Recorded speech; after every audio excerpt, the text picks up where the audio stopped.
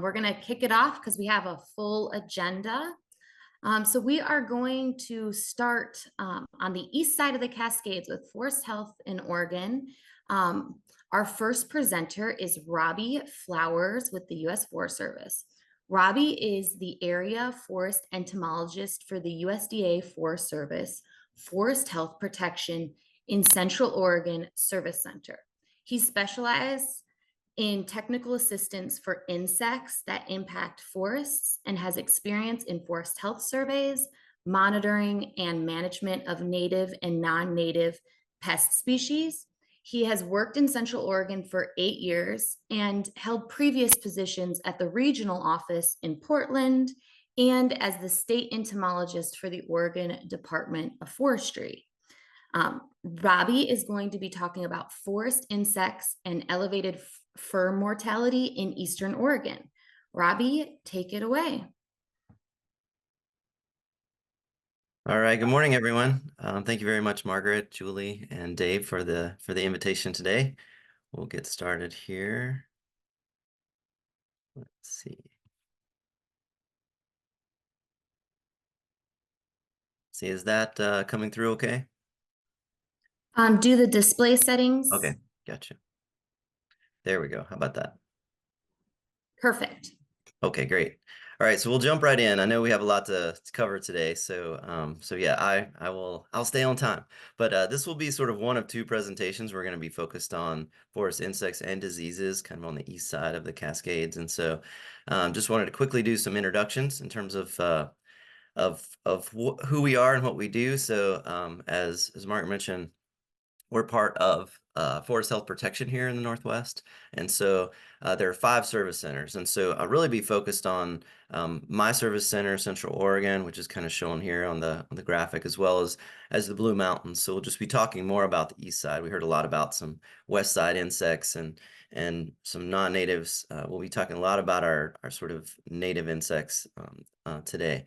And so I just want to acknowledge quickly my collaborators and my coworkers. And so Brent will be following me. We'll be picking up kind of where I leave off with the insects, moving into talking about one of the big issues we saw this year with all the fur mortality, and then moving into some diseases. And so, but we also want to just acknowledge the contributions of Max Wahlberg, who is our ecologist and GIS analyst. And so he's helped us immensely in the last few years that he's been with us to just do high-level analyses and to make sense of some of these patterns that we see on the landscape. So with that, we'll jump right in. The 2 main categories of damaging forest insects that we really deal with, one you'll probably be familiar with, maybe one not so much. So the defoliators will be one group that I'll be talking about today. And basically what they do is they're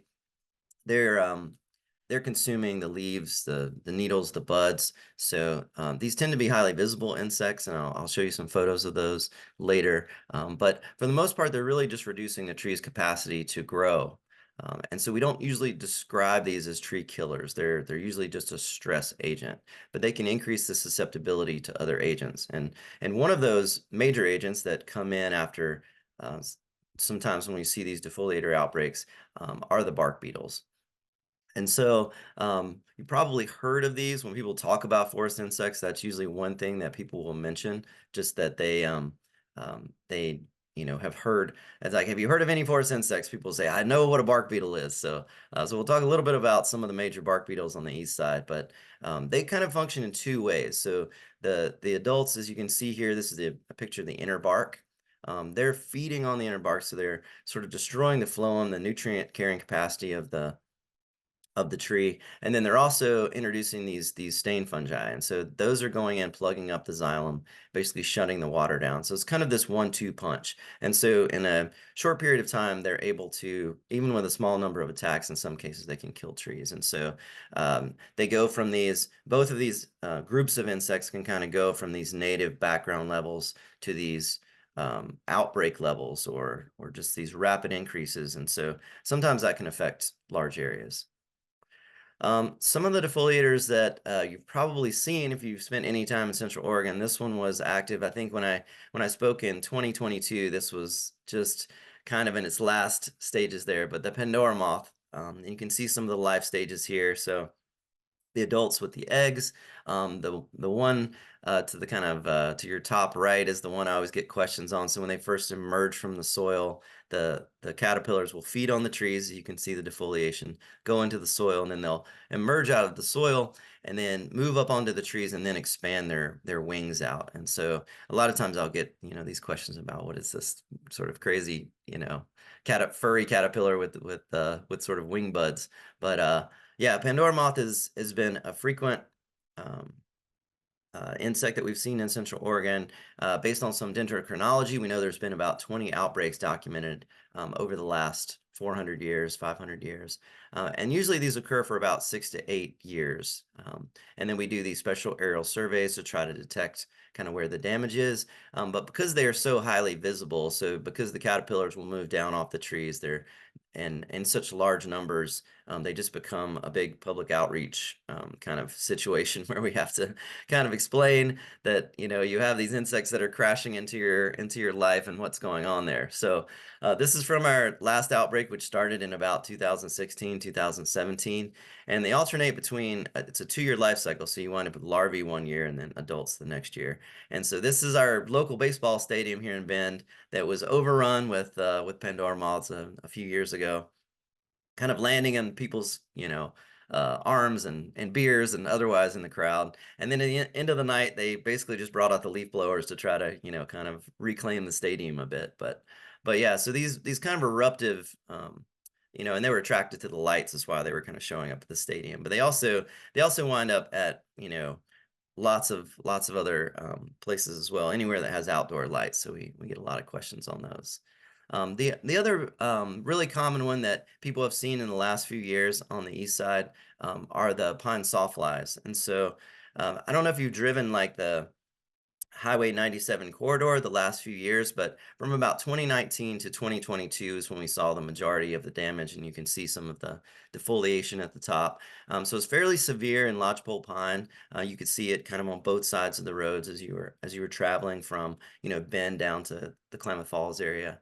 But sawflies are kind of this curious insect that they're actually more closely related to the bees and the wasps than they are to the caterpillars of butterflies and moths. But they do very similar type damage in terms of needle consumption and very rapid growth.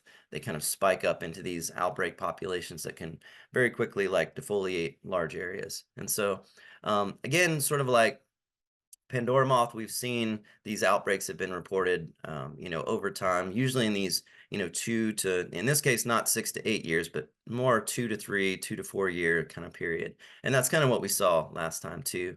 And then, as I mentioned before, because they're basically just defoliating the trees, they're reducing growth and photosynthetic capacity. A lot of times, if there's other stress going on as well, they can amplify that. And this is the case that we saw here. And I don't have photos in there particularly, but what we saw on the tail end of this outbreak, and to some degree, Pandora and pine sawfly were in the same areas. We saw them doing enough damage that the bark beetles were able to come in and finish off some of those trees. And so the stress of the defoliation was really such that it set the trees up to be able to be more susceptible to bark beetles. And that was the third kind of factor that was related to that was the drought that was occurring there too. So it was kind of this death by 1,000 cuts. So you had the defoliation plus some bark beetle activity plus this drought kind of all coming together. And so we did see more mortality than we really expected to see on the tail end of these outbreaks. And that's kind of what we've been seeing in that area over the last year. You heard from Tim Bryant yesterday. He is one of our Oregon aerial surveyors, and this is one of the maps that we had back in 2018 when we kind of did the special survey to see where those populations were. And if we were to overlay previous outbreaks, we would see that they occur in many of these same areas. It's consistent with historic records. The ponderosa pine wasn't as affected as much as the lodgepole pine. This is growing in pumicy soils that are very drought prone. And so the combination of, in this case, it was a bark beetle, the pine engraver, which is the Ips bark beetles. I won't be talking about those much today other than this interaction. But yeah, certainly when we see these kind of patterns, these eruptive outbreaks, we can see significant tree mortality on the end of those, usually the few years following until in this case, until the drought kind of recedes. So one other insect I'll just quickly mention is one that wasn't really on my radar. I didn't have a lot of experience when it showed up a few years ago. It was kind of in the same time frame that we saw both the Pandora moth and these pine sawflies. It was a pine needle miner, and this was in ponderosa pine. This was a kind of a strange aerial signature. As you can see at the bottom, this shows one of our flight lines of where they took an extra circle to kind of take a look at this area again to see exactly trying to figure out what we were seeing on the ground. But it looked like, or what they were seeing from the air, when we looked at it on the ground, it really looked like a foliage disease in the way that it was affecting the needles. But as you can see, these sort of, the needles almost look like they're burnt on the end. That is from the needle miner activity. So they're actually mining into the needle and killing that part of the needle. So for the most part, this was one that once we started looking around, it was in a lot of other places as well. We were seeing it in other regions. There was some historical information about it in other places, not as much in Oregon. But again, this is one of those natives that when the conditions are right, it can be eruptive.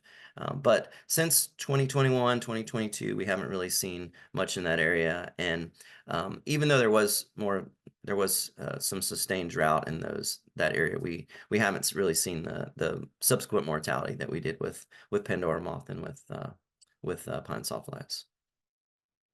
So that's kind of the quick version of the three of the major defoliators that I wanted to talk about. And overall, just quickly, I know we're kind of focused more on just what everything is and kind of how it works today, but I did want to just mention briefly in terms of some of the management that we do for these. This question always comes up. It's kind of like, well, what are you doing about these things? And so because of the nature of these eruptive outbreaks, we're really trying to, under the best case scenario, trying to set the stage for forests that are going to be healthy and resilient to these disturbances, knowing that they're going to be coming on the landscape.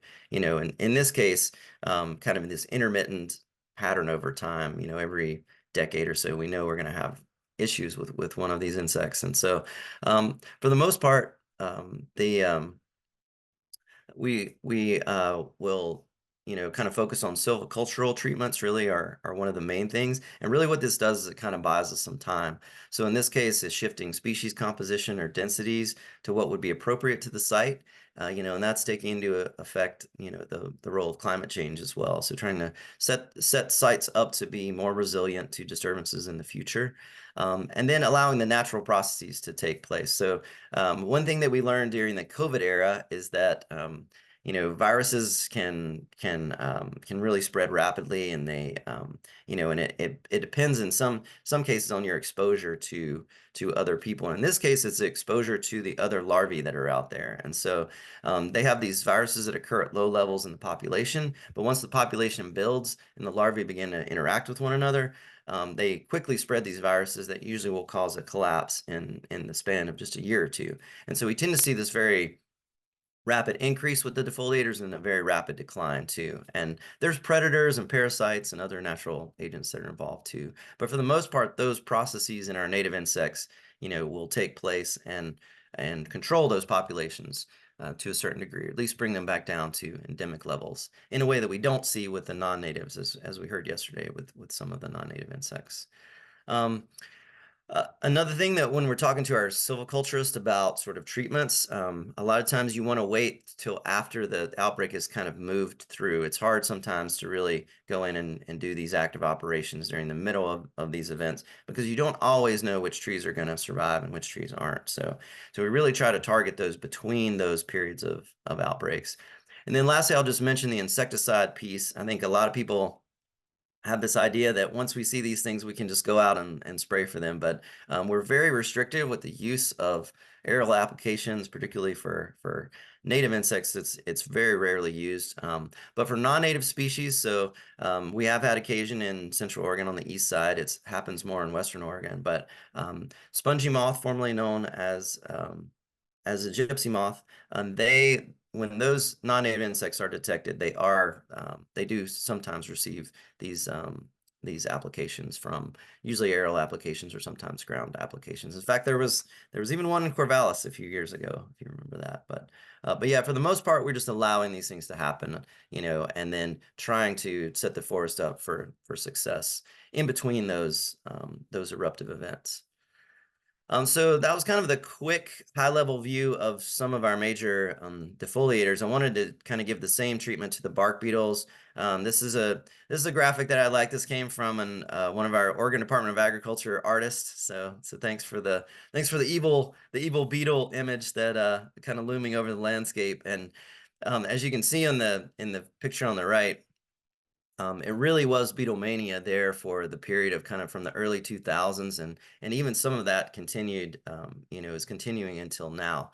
But you can see throughout most of the Western United States, this was based on sort of percentage of trees seen with damage or mortality, large areas affected. And this was in our pine host, also in spruce beetle was significant. I'll talk about a couple of the beetles in pine. And then also some of the Ips beetles down in the southwest. There were some very large outbreaks down there too. This doesn't show our neighbors to the north. The Canadians also had a massive bark beetle outbreak during this time that just covered vast swaths of British Columbia and Alberta.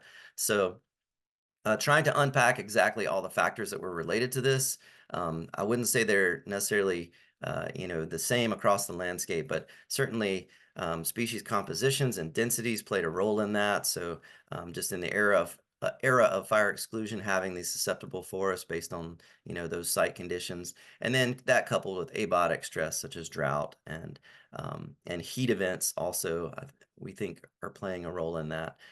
And so those things coupled together really led to just this era of the beetles. And the reason that they're so effective in sort of just quickly how they operate, so you can see some of the sort of different sizes and shapes of these bark beetles, but they're feeding in this phloem layer, as I mentioned before, really destroying that nutrient-rich tissue and then clogging up the water conducting tissues as well. So very rapidly they can, as they're shifting from these endemic to outbreak populations, they're able to, more successfully attack trees based on the use of these pheromones. So they basically use these chemical cues to be able to coordinate their attacks. They'll all go kind of to the same tree. And not all beetles use this. I'll make a distinction about that later on. But at least in what we've seen, for the pine bark beetles especially, they use these aggregating attractants. Also, they're protected beneath the bark for most of their life cycle, and so that makes it difficult to do any type of treatment to them. You really have to do things kind of preventing their initial attacks on the front end. And then, as I mentioned before, carrying these fungi that are blocking those water conducting tissues that very quickly can overcome tree host defenses. Some of the other things you'll see with these, you can see some of the pitch tubes that are on the trees. So this is a common sort of sign and symptom of bark beetles. This is basically the tree response trying to pitch the beetles out as they're drilling into the tree. But as you can see just on this one, in a couple of these shots, there's can be hundreds of attacks in a very small area. But we know that what I'll always say is they're not just picking on trees, and certainly not the healthiest in the lot. They're looking for areas where trees are stressed or weakened in some way, and really opportunistic in that way, and that they're taking advantage of kind of the situation that's occurring on the landscape. And so this can be, as I mentioned, density, species composition issues, as well as if there's other diseases that are playing. A really strong connection is with root diseases in bark beetles. And so areas that tend to have a lot of root disease, we also see a lot of bark beetle attacks. And there's some connections with the dwarf mistletoes that Brent will talk about later as well. Also, trees injured by fire, as you can see on the photo on your bottom left there. Yeah, there's also an issue with post fire. We have a lot of bark beetle attacks, and or if there's defoliation, as I mentioned before, they can come in after that.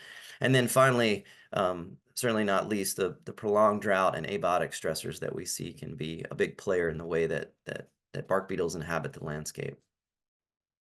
So just a few that I wanted to highlight. This is probably the one that most people have heard of. Mountain pine beetle gets a lot of attention. It was the one that kind of, roared across British Columbia and moved across the Canadian Rockies into Alberta, and it's the largest outbreak they had ever recorded. Went all the way up to the Northwest Territories and places it had never been before. So this was definitely kind of the bully on the block in terms of just the types of outbreaks we see and the types of mortality that we see.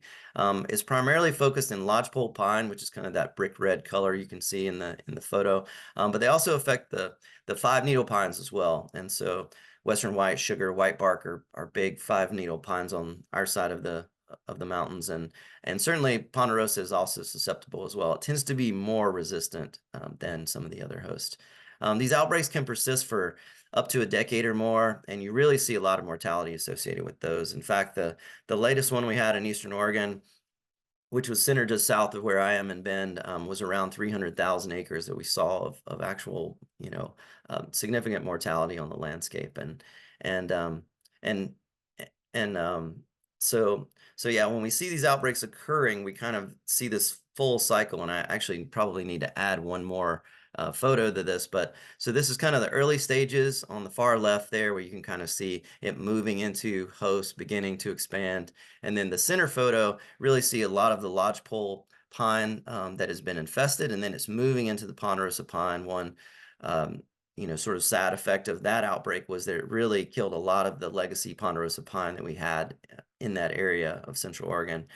So as it occupied the lodgepole, moved into the ponderosa and began to kill that as well.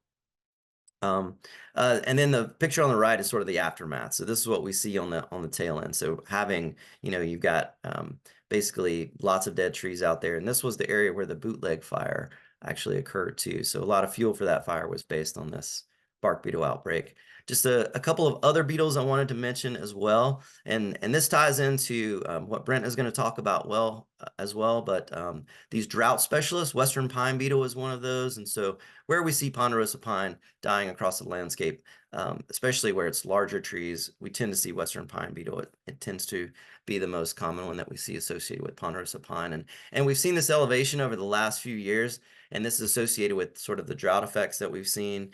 We've had a lot of big fires as well. And then the heat event, we think, is playing into this as well. But it co-occurs with lots of other beetles as well. And we've seen this both in ponderosa pine and Doug fir, the kind of rise of these secondary beetles, especially in the Blue Mountains. This was something that has been happening. But where we see these beetles that normally are just attacking more dead, dying trees, really going after and occupying, green trees in a way that most of the time it's just these few primary tree killers that we see doing that damage. So kind of the rise of these secondaries seems to be connected to this drought and other types of stress and heat stress. In terms of just the pine bark beetles, in terms of management strategy, it's kind of similar to what we do for the defoliators in terms of trying to set the stage using thinning treatments, changing densities, diversity, stand structure. That really helps to kind of set the stage for them being more resistant to the beetles. We don't do a lot with with sort of chemical applications. There are some anti-aggregant pheromones that we can use for individual tree treatments or for small areas to protect. It's something we've been doing on white bark pine to try to protect that, which is a threatened species now, against mountain pine beetle. So over small areas, there are some things we can use. That's shown in the center photo. Basically, these anti-aggregation pheromones that we can try to put out to protect those trees. There's not a lot of natural mortality associated with these, so we really don't experience the type of extreme cold that we need to kill bark beetles. You have to have some really severe cold over long periods of time. So silviculture is our main strategy. And then just to wrap up and kind of transition into what Brent's going to talk about. As you heard from Tim Bryant the other day, the fir engraver is our and the mortality associated with grand fir and white fir in our area has been the big story the last couple of years. We've just seen off the charts levels of mortality associated with that. And As I mentioned before, even though the bark beetle, and Tim said this yesterday too, the bark beetle is kind of the last thing that we see. So it comes in and it kind of finishes off a lot of these grand white fur, and we've also seen some mortality in red furs. But at low population levels, typically we only see these beetles kind of going after trees with severe root diseases. But then as we get into these droughty periods, especially, we see the outbreaks really kind of rise up. So here in the center photo, you can see this is a armillaria root disease, and then you can see bark beetle galleries in that same tree as well. But this connection with drought and with root diseases is something that Brent's going to dig into a bit more. But all that to say, we've really seen these high levels, and we believe that these are connected to the drought in some ways. And so in the 1990s, we saw another one of these kind of significant. This was a white fur mortality event in the Fremont-Wainema National Forest, just to our south. And then looking back at some of the climate data, this is the Palmer Modified Drought Index that was shown yesterday, that sort of incorporates temperature and precip. And so in the early 1990s, when we saw a signal there of this severe drought. And then subsequent to that, we saw a few years of significant mortality. And really with fur engraver, it operates a little bit differently than the pine bark beetles in that they tend to only need a small area to reproduce. So they tend to do what we call kind of strip attacks, and they don't really seem to be using pheromone cues in the same way. And so this just results in a variety of damage of dead branches, top kill, but a lot of times this coalesces into tree mortality. And then some of the work that they've done kind of down on the Fremont-Wainema really was focused on looking at areas that are most susceptible. And we found that to be where it was less than 25 inches of precip per year, whereas in that 35 and above, it tended to be less susceptible in terms of tree mortality. But in that middle ground is where there was really some surprises during that 1990s outbreak, and we think we're going to see a similar pattern in our current situation, in that even in areas that we thought would be moderate susceptibility, we're still seeing a lot of fur mortality. And the way that that played out there was, in some cases, even areas where they had between 25 and 35, which should have been a bit more resistant, they saw up to 60% or more of the stands being killed. So just in terms of some management considerations, we use the Cochrane guidelines a lot. If you've worked in Central Oregon at all, and our silviculturists are familiar with this as well, but we really focus on this upper management zone. So trying to get to a level at which, or trying to keep things below a level at which tree mortality will occur. And so really focusing in on, density, but also species composition, because in the era of fire exclusion, as you can see in this ponderosa pine stand that's sort of inundated with white fir in this case, that traditionally wouldn't have been there historically. And so trying to restore these drier, more drought-prone landscapes to, having a less component of white fir or grand fir is one of the silvicultural strategies that we do, trying to favor ponderosa pine that would have been there historically. Let's see how we're doing on time. Lastly, I just wanted to show this figure, and then I'll turn it over if we have some time for questions, and this will lead into Brent's. But wanted to show you another indication of some drought. This is the U.S. Drought Monitor, and as you can see, over the last few years, from about 2020 until 2023, we really saw this prolonged drought occurring again, similar to what we saw with the 1990s outbreak. And so the fur mortality that we've seen at that during this current iteration has been even more severe than that one. And so with that, I'll stop, and Brent will pick it up from there. So thanks for your attention. Yes, excellent, Robbie. Great presentation. We are going to be taking Q&A after Brent's presentation, so folks can use the Q&A function to put their questions in there, and then we will get to it after Brent presents. Brent Oblinger is also with the U.S. Forest Service. Brent has been a forest pathologist with the Forest Service for over 11 years in Central Oregon. He works for the same group, so the Central Oregon Forest Insect and Disease Service Center, it's a mouthful, working primarily on federal lands. Before that, Brent worked in California, Nevada, New Mexico, and in the Northeast United States. He specialized in tree disease identification and management, as well as forest health monitoring. Brent's still helps to conduct annual aerial detection surveys throughout Eastern Oregon. He continues to document new findings on mistletoe throughout Central Oregon and is involved in developing new remote sensing tools. As kind of Robbie mentioned, this is going to really complement this forest insects and elevated fur mortality, because Brent is going to be talking about forest diseases and the elevated fur mortality in Eastern Oregon. Brent, take it away. Great, thanks, Margaret. Thanks to all the organizers for this, and I know there was a lot of coordinating to get this meeting set up, so it's good to be here. I'm recovering from a cold that's going through my family right now, so I'll try and mute myself if I need to blow my nose or start coughing here. Bear with me, but I'll be presenting kind of a 30,000-foot overview of some of the recent conditions and issues in Central and Northeast Oregon here, continuing from Robbie's presentation.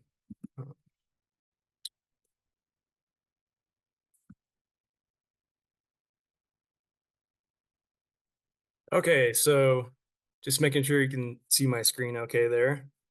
Yep, everything looks great. Okay, so on the right, this was from 2023, common scene across Central Oregon and the Blue Mountains.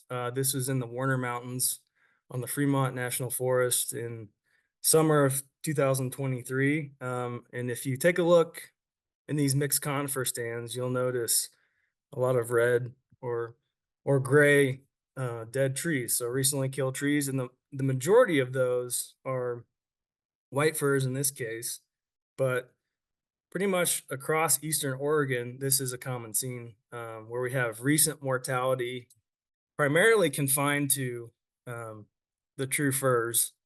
In the foreground, you'll see some pines that are doing okay, and then the young stand in the middle where there's less mortality, and so a lot of this is kind of scattered across the landscape.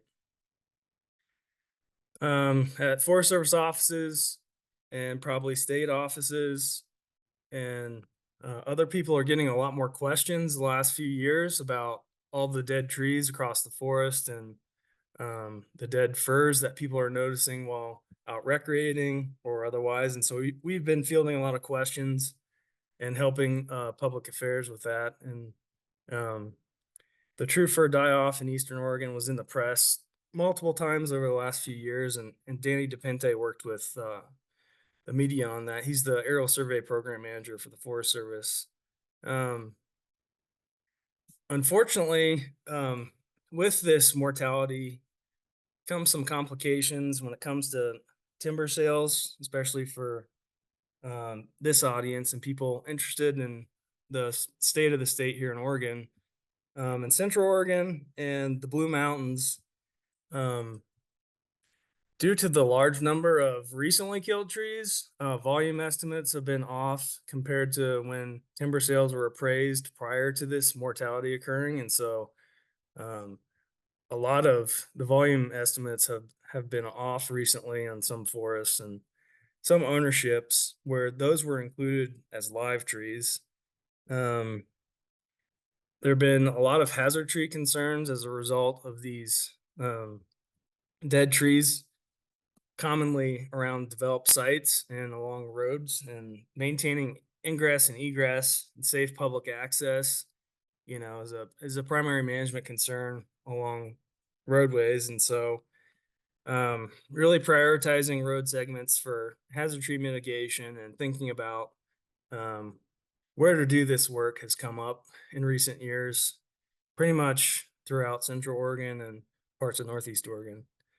There have been concerns about altered fuel loads and fuel loading, and a lot of these trees still have red needles attached, and then concerns about once these trees come down around large ponderosa pines, for example, or other values at risk, those changes in fuel loading are being discussed among fuel specialists across Eastern Oregon.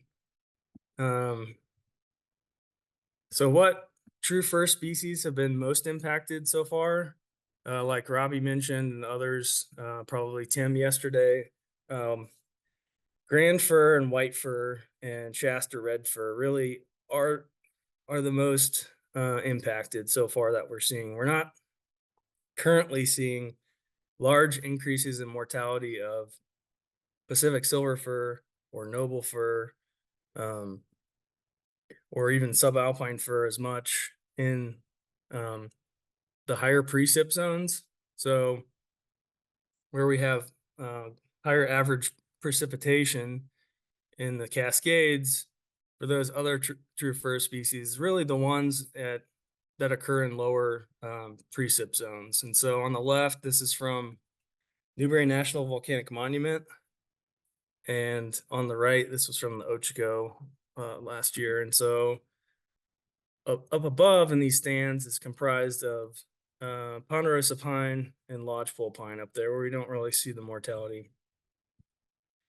Here are some examples where we've seen the most increase in mortality in the last few years. It's not to say that other parts of the Blue Mountains haven't experienced this, like on the Willowell Whitman, but really the Ochiko National Forest, the Malheur, some of the other Central Oregon forests like the Fremont Wainema Deschutes, parts of the Warm Springs Reservation, the Confederated Tribes of the Warm Springs Reservation on the east slope of the Cascades has experienced this as well. And so just to get a sense of where the most significant increases have been recently. So as an example, if you look at some of the aerial survey estimates over the last 30 years, on the y-axis is the proportion of areas surveyed with mortality in white grand and Shasta red fir for the Wainema National Forest in this case.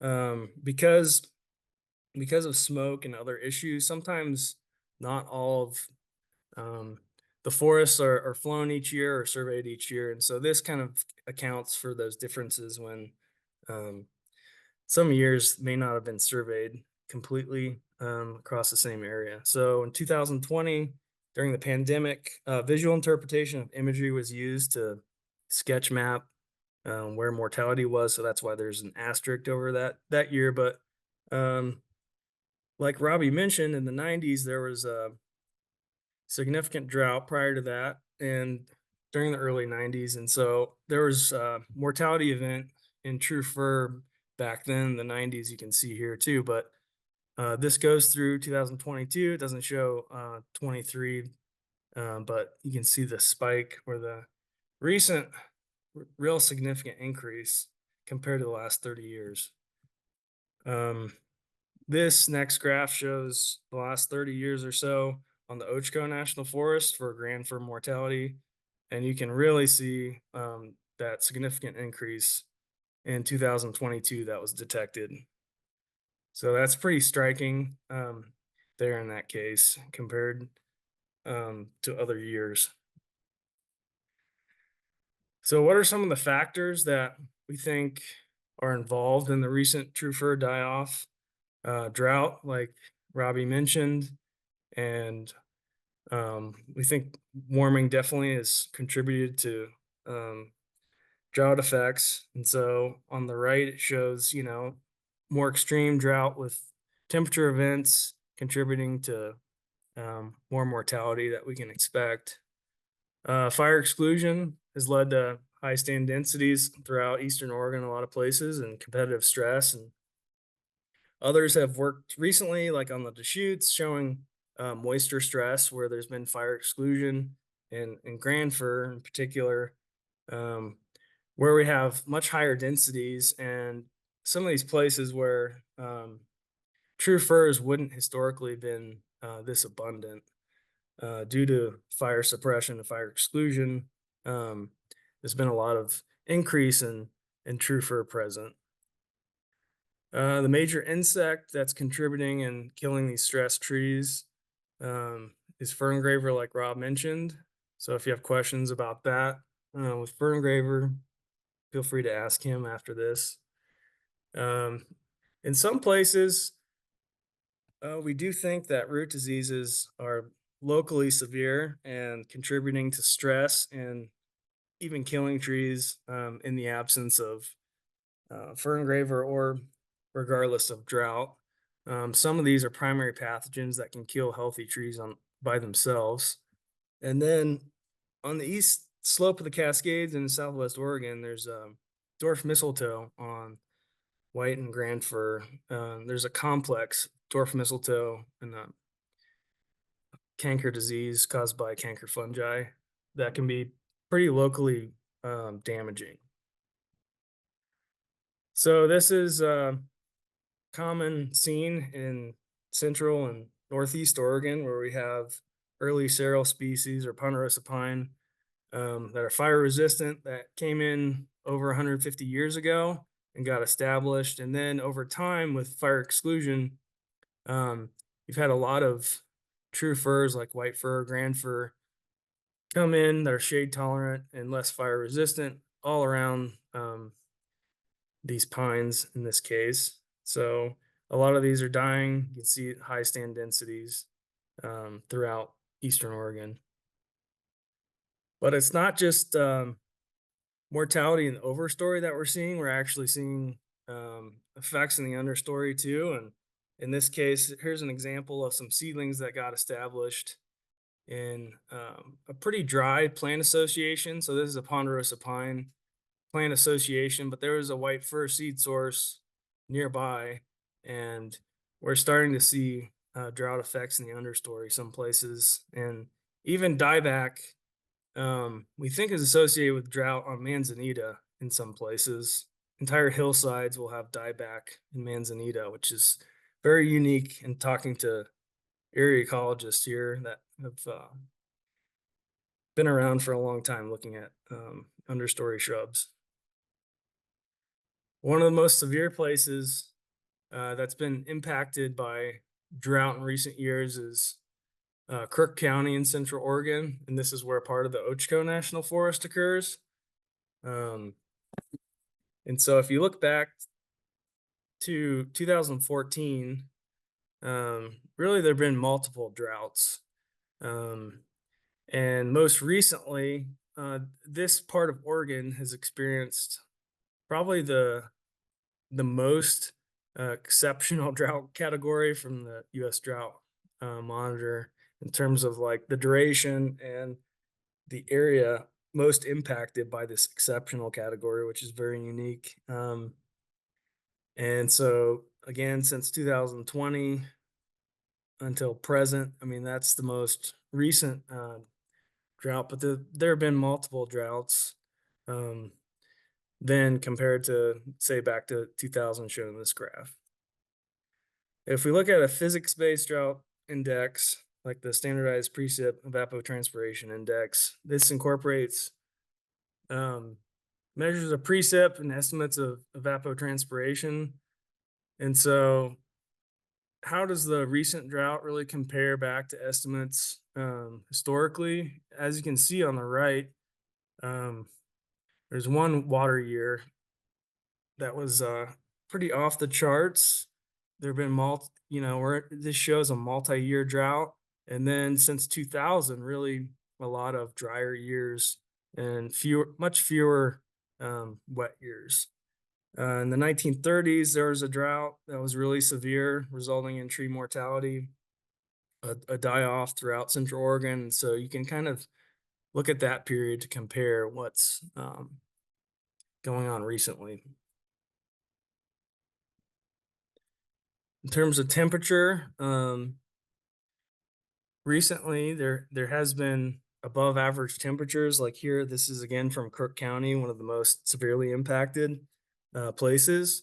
And you can see that it's really since 2000, very few years have been below average temperature, and most have been above average. And so in recent years during the drought, this has been coupled with above average temperatures. So what are some expectations going forward in terms of hotter droughts? Warming produces hotter droughts. Eventually they occur everywhere. I kind of like this list that provides some expectations for going forward. And um, I saw John Kim was on the agenda later, so he would be one to ask about climate predictions. But um, we can expect mortality to occur faster in hotter droughts. Shorter droughts occur more frequently and can become lethal under warming. And so the frequency of lethal droughts can go up in the future. And then mortality can happen pretty rapidly relative to growth and recovery. And I think others have shown that in departure assessments or other work looking at GNN estimates like Dave Bell's group and others. So aside from drought, root diseases were pretty common on these true firs really across Eastern Oregon before the drought. And so they were predisposing them to stress and causing reduced growth with a loss of functional roots. These compromise the tree's ability to absorb water and nutrients. And so by weakening the host trees, root diseases can predispose them to wind throw and other mortality agents such as fir engraver and drought. These are all caused by native fungi. Many of you are familiar with some of them, but we do have laminated root rot on the east side as well. For example, on the Ochco National Forest, it's pretty widespread on the north slope or parts of the forest. Green Ridge on the Deschutes north of Sisters is there's quite a bit of laminated root rot affecting grand fir and Douglas fir there. Anosis root disease or heterobasidian root disease, the same thing, is pretty common, and we're seeing trees dying in these root disease pockets or centers that already had root disease established, and then around the perimeters within them, we're seeing recent increases in stress trees being killed. And then armillaria root disease is pretty common. Also, this photo on the right shows a grand fir that was infected with the armillaria stoi or solidipes, likely, and then fir engraver attacked the tree, and the fir engraver galleries above that. That white latexy mycelial fan is a sign of armillaria root disease. So once established, these are considered diseases of the site, and so they can persist and spread root to root as long as there are hosts present. And so underground, these fungi will spread and colonize other adjacent trees' roots via root contacts or grafts. And then progressively, these may cause significant growth loss and stress in trees. And you don't really see above ground crown symptoms until a decent proportion of the roots are colonized. And so some trees may be infected with root disease throughout the landscape that, don't really show too many above ground symptoms. And so during the drought, we think that really a lot of the infected trees are contributing to stress and going beyond the mortality threshold in some cases. So these can occur in pockets or centers, like I mentioned, or kind of scattered throughout stands in terms of mortality. And they can alter the stand structure and species composition. And they kill the cambium. They can cause lesions in the phloem. They decay wood in the roots, and so they disrupt the water conducting tissue or have a combination of all those. Some of these pathogens or native fungi can infect and kill healthy or stress trees. Some are considered primary pathogens, so laminated root rot and armillaria root disease. Those diseases really can kill healthy true firs without drought or fir engraver involved in some cases. Others predispose trees to stress. We commonly see fern engraver attack these. Just to get a sense of where root disease occurs, this is examples of laminated root rot, armillaria, and a heterobasidian on conifers from a variety of sources. It's really throughout Eastern Oregon. As you can see, this isn't an exhaustive list, but just to get a sense for how widespread root diseases really are affecting conifers. This is a common scene recently in campground or developed recreation sites, like I mentioned before, related to hazard tree concerns. And this was in one place where we did a site visit. We were asked to go look at conditions, and sure enough, we found armillaria affecting a lot of these grand firs in addition to fern engraver. And after the drought, they finally faded this summer. And then there was a pretty big hazard tree workload this fall where they dealt with these and mitigated these hazards. But again, this was a case where root disease was common throughout the stand prior to the recent drought. So the association between root disease or root pathogens and fern engraver has been reported in multiple places, multiple regions. So in the Northern Rockies and in Idaho, it's very common to find root disease or beetle infested trees with root disease. And then California with heterobasidian especially, and white fir. And then in the Pacific Northwest and then other parts of the Rockies, all of these have shown it's really a common association between fir engraver attacking trees with root disease. Just to take a look at some past survey results in Central Oregon. If you look at the percentage of dead true firs that were investigated and examined, the root collars were excavated or examined closely for evidence of root disease.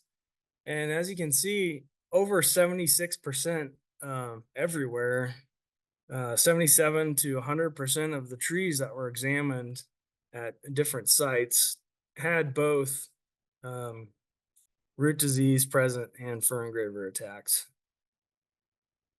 Another common group of important pathogens in Eastern Oregon are the dwarf mistletoes. So I just want to mention that. Shifting gears a little bit from the true fir die-off, but these are native plant parasites that occur on conifers in the pine family. And there are at least 8 different dwarf mistletoes in Eastern Oregon. Worldwide, there are probably around 50 dwarf mistletoe species.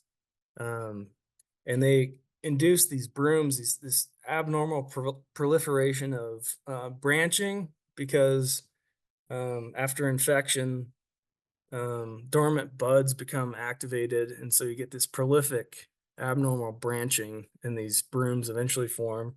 A hypertrophic response, so the number of cells increases around infection. So you'll have swelling around branches or on the bole. Reduced host vigor eventually. And then once trees are severely infected, they're predisposed to insects and diseases or other agents or drought stress. So you can have reduced growth, in some cases up to 50% reduced growth, diameter growth. First, height growth is affected and then diameter growth, but you have fewer cones, smaller cones, and less seed produced in severely infected trees. And then it affects timber quality and then can contribute to mortality once severe. There's poor wood quality because of the large branches from brooms forming larger knots in the wood, or in bole infections, there's reduced wood quality in that case. But I would say dwarf mistletoes are really important from a diversity standpoint as well. They enhance structural diversity. These brooms are important for wildlife, and some species depend on them solely for their food source, like an insect. A sensitive species like Johnson's hair streak, for example, all its larvae feed on aerial shoots of dwarf mistletoes. So they're important ecologically and from a diversity standpoint as well. Here's an example of what we see in Central Oregon on the east side of dwarf mistletoe on grand fir, coupled with cytospora canker. So there's a canker disease associated with the branches that are infected. And so that's why you see all this branch flagging, the dieback on the photos on the left. And that's common in Southwest Oregon too. So here's the distribution of the range of grand fir dwarf mistletoe now. There's a similar subspecies in California, but this occurs kind of along the Cascade Crest and on the east side, and then Southwest Oregon for the most part. There was some work done showing reduced growth associated with all the dieback caused by dwarf mistletoe and cytospora. And so on the x-axis is the severity of dwarf mistletoe infections, with 6 being the highest with infections throughout the crown, 0 being non-infected. And this also shows volume growth expected by live crown ratio. So even for trees with pretty high live crown ratios, once they're severely infected, volume growth really decreases on the right. With mistletoes, you often get a growth reduction right around DMR, dwarf mistletoe severity rating of 4 or greater. But even with higher live crown ratios in this case, you get greatly reduced growth and stress in those trees. So here's a photo from the Wainema National Forest from last year, showing some severely infected trees that had dwarf mistletoe prior to the recent drought. And if you zoom in on the right, you can see more of the brooms, the abnormal branches from really severe dwarf mistletoe infections on these trees. So these were severely infected and then eventually reached a tipping point and died in recent years. So what are some of the other important dwarf mistletoes in Eastern Oregon, or what tree species are most commonly infected? In looking at some of the most recent series of FIA data we queried, we looked at plots with tree species that were common hosts of mistletoes, 5 inches diameter breast height and greater. And so then we looked at the percent infected within those plots, and then estimated the average percent infected from those. And so the top 5 tree species infected with dwarf mistletoe were western larch. For those of you that work in the Blue Mountains, commonly run into this, it's widespread. Lodgepole pine and Douglas fir. Douglas fir dwarf mistletoe is extremely common and pretty widespread in Southwest Oregon as well, but throughout Eastern Oregon. And then mountain hemlock and ponderosa pine had similar incidents or percent infected. Mountain hemlock along the Cascade Crest is you'll run into that with severe dwarf mistletoe in different places, up to around Crater Lake National Park, or mostly South Central Oregon and the Cascades. Just to get a sense of how widespread large dwarf mistletoe is on western larch, you can see it's really throughout Northeast Oregon, Central Oregon. Douglas fir dwarf mistletoe, here's some examples of where generally it occurs. Again, very common. Ponderosa pine with western dwarf mistletoe is very common, wherever you have ponderosa pine throughout Eastern Oregon. And I just wanted to mention a quick survey that was completed recently as an example. Uh, these agents are still a management concern, and so this survey occurred on the Gilchrist State Forest. This was led by Gabby Ridikova. Dave Shaw was involved. There's a forest pathology professor from Poland, and then others helped with this. And so they really wanted to get a sense for how widespread dwarf mistletoe was on the state forest, and whether it was manageable or not, and was it concentrated in certain parts of the forest or on certain tree species. And so Gabby and others designed the sampling that was systematic on a grid. There were 50 sites, and then transects were used for this, and trees over 2 inches DBH were included. So they measured the diameter breast height and then the severity of infection levels using Hawksworth's 6-class system. So 0 to 6 rating. Many of you might be familiar with DMRs. The tree species here are ponderosa pine, lodgepole, and sugar pines mainly. Brent, I just And wanted to give you a 2-minute warning, okay? okay. And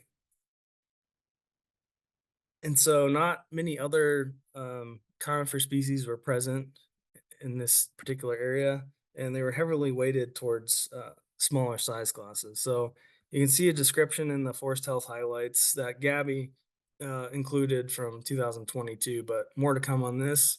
Here's a photo showing some of the conditions with ponderosa pine with dwarf mistletoe.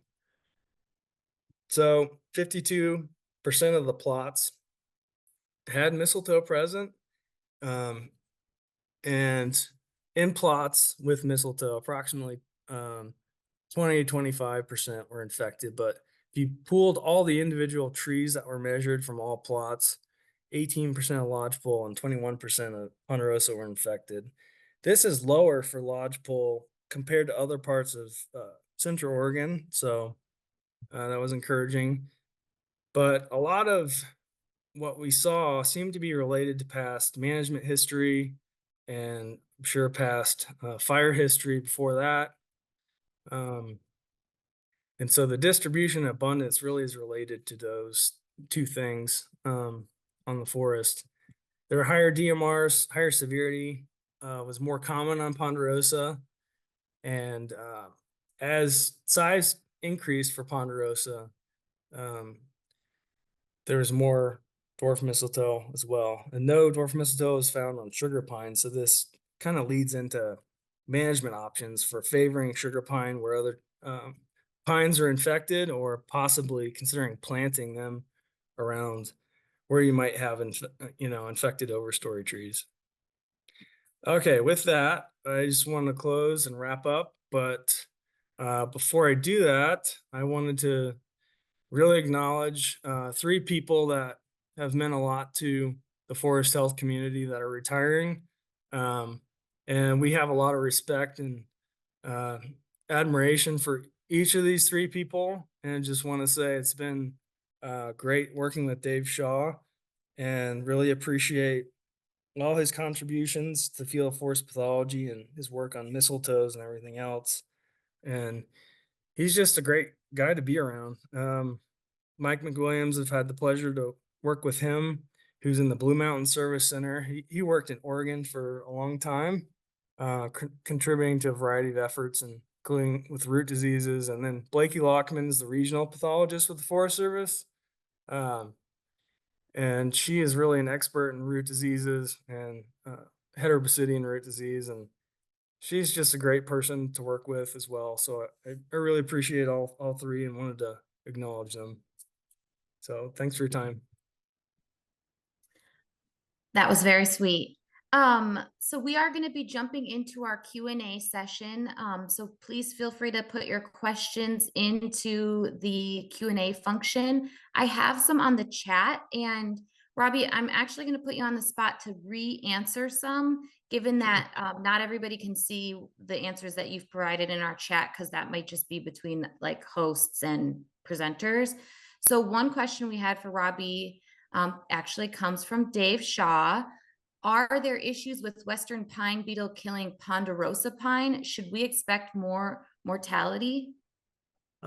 Yeah, so that is something that we've seen in recent years, and Tim Bryant showed some. If you look back at his presentation of the aerial survey data, it seems to track pretty well. When we see these rises in fir and graver mortality, we often see Western pine beetle increases as well in ponderosa pine, and so I think that pattern has kind of persisted in looking back at some of the previous outbreaks over time, and it's because they're queuing on these same types of situations with drought cues and otherwise. So yeah, we expect those to kind of continue to increase, at least in the short term, until there's like a change in our situation with drought. But yeah, it's just predisposing those trees to being attacked by bark beetles. Mountain pine beetle, on the other hand, doesn't really track with those trends. It's really more of a issue of species composition, structure, density is kind of what's the driver of those outbreaks. So all bark beetles are not created equal, but those that are the drought specialists, fir engraver and Western pine beetle, tend to follow each other pretty well. Okay, and then I have another one for you, Robbie. This one comes from Tim Bryant. Tim asked, should we be on the lookout for any periodic defoliators in Oregon in the next several years? Yeah, I think the way to answer this one might be we really haven't seen once the collapse of the last couple of outbreaks that I mentioned, the sawflies and the pine sawflies and Pandora moth. We haven't seen and the needle miner as well. We haven't seen a lot of those uh, recent activity in those insects. There are some other big ones. I mean, two of the big ones in Eastern Oregon, Douglas fir tussock moth and Western spruce budworm, have not been around very much for the last couple of decades, but it's always possible. It's just difficult to predict the actual, because like the patterns with the defoliators are a little bit harder to predict because it involves the initiators and drivers of those outbreaks involve both internal factors. So there's something you can think of like the periodical cicada. There's something in the biology that helps drive those increases. And so there's an internal factor, and there's also sort of this external factor of weather events and climate and other things that can influence those populations sort of releasing and going into that from that endemic to the outbreak phase. So it's really, that one's a difficult one to predict, and it's why those outbreaks, sometimes we'll say they occur semi-regularly, but they're really, I think the best language is intermittently. And so I don't know that we are due for we're due for Western spruce budworm to come back in a serious way. We're kind of due for some Douglas fir tussock moth to reappear in the Blue Mountains, but whether that will actually occur, it's difficult to predict. We do some trapping to try to examine populations, but those traps themselves don't do a great job of telling you exactly what's happening in the population. And so while we can get some local data as to where things seem to be increasing, we haven't really found that those initial increases always lead to outbreaks. And so it's difficult with the tools that we have. So, but yeah, nothing appears to be on the rise at this point, but yeah, it may be a different story next year. Thank you. The next question is for Brent. Brent, is there any evidence that root disease have increased due to the increase in tree density? I think in some places, probably I'd have to look to see if there's more data to support that. Like we have some long-term monitoring plots, like in South Central Oregon and then elsewhere in the Northwest. And so I think host abundance definitely plays, a key role. And so if there are more true firs present than historically would have been the case across the landscape or in certain forest types or plant associations, I think the case could be made for that. Some places we see true fir regenerating in root disease centers, and so the cycle kind of perpetuates itself, and so there are no other seed sources around for non-hosts available, and in those settings, root disease continues to spread and remain on site for a really long time, for centuries or more. So I'd have to look to see in terms of what data um, may be out there to really suggest that, to support that in terms of evidence. But no, I think a lot of people think that with fire exclusion and more true fir on the landscape, more host abundant, um, that definitely could be the case in certain places. Awesome. So we have one last question. I think you might tag team it, but it has to be quick. Our last question comes in the Q&A function. How can our lodgepole management reduce Western pine beetle impacts on ponderosas? Strategic focus on locations with legacy trees, question mark? Yeah, so I can handle that one. So with Western pine beetle, it's really yeah, it's like where it occurs with lodgepole pine, it's really important to be able to manage the lodgepole pine, because we see not only impacts from Western pine beetle, but also from mountain pine beetle. So because it's so effective in getting into lodgepole pine, it can quickly build up populations, and that can kind of spill over and kill ponderosa pine, which tends to be a more resistant host. So yeah, with both mountain and Western, our focus in ponderosa pine is really going back to those Cochrane guidelines as far as trying to maintain the appropriate densities on site. And also there's a real focus on prioritizing areas that have those legacy trees. So trying to do thinning projects that really reduce the densities, and even below the levels that, a lot of that work was done on terms of, silvicultural management regimes was done back in the 80s or 70s. And so it's also accounting for climate change and reducing those densities even lower, trying to make those legacy trees as resistant as possible. Perfect. Well, thank you.